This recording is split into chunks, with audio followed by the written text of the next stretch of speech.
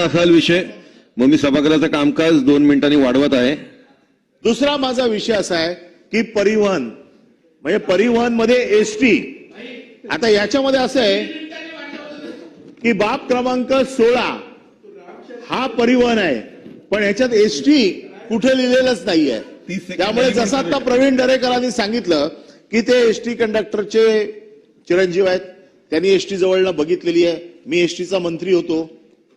ST खड्ड्यात घालण्याचं काम ते कुठे गेले 2 महावीर दिसत नाहीयेत, ते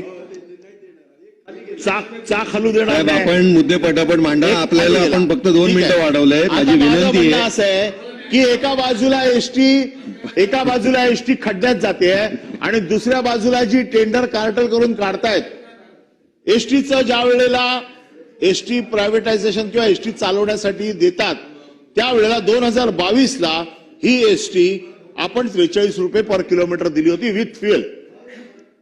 आता Anthony road transport, city light travels, travel time India या 3 कंपन्यांनी कार्टल केलं आणि ह्या 3 कंपन्यांनी कार्टल करून पर किलोमीटर यांनी एकूण 60 रुपयाचं टेंडर मंजूर करून घेतलं।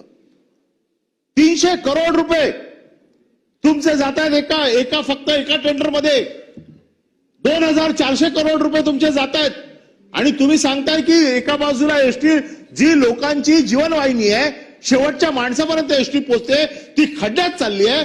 तिला अशा प्रकारची टेंडर काढून अजून लात मारून खड्ड्यात घालण्याचं काम करताय। काय अपेक्षा करता तुम्ही एसटीच्या लोकांकडनं?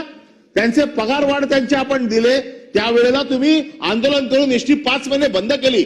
सगळ्या लोकांनी त्यांना मदत केली एसटी बंद करायला आणि ज्या एसटी कर्मचाऱ्यांचा तळतळाट चालू आहे आणि अशा प्रकारची टेंडर काढून अशा प्रकारचा भ्रष्टाचार करून तुम्ही पैसे वाढवून देऊन तुम्ही भ्रष्टाचाराचं कुरण ओपन केलेलं आहे। याची सखोल चौकशी या टेंडरची झाली पाहिजे आणि उपमुख्यमंत्र्यांच्या उत्तरामध्ये हे आलं पाहिजे। सभागृहाची बैठक विषय मांडून मी माझं भाषण थांबवतो।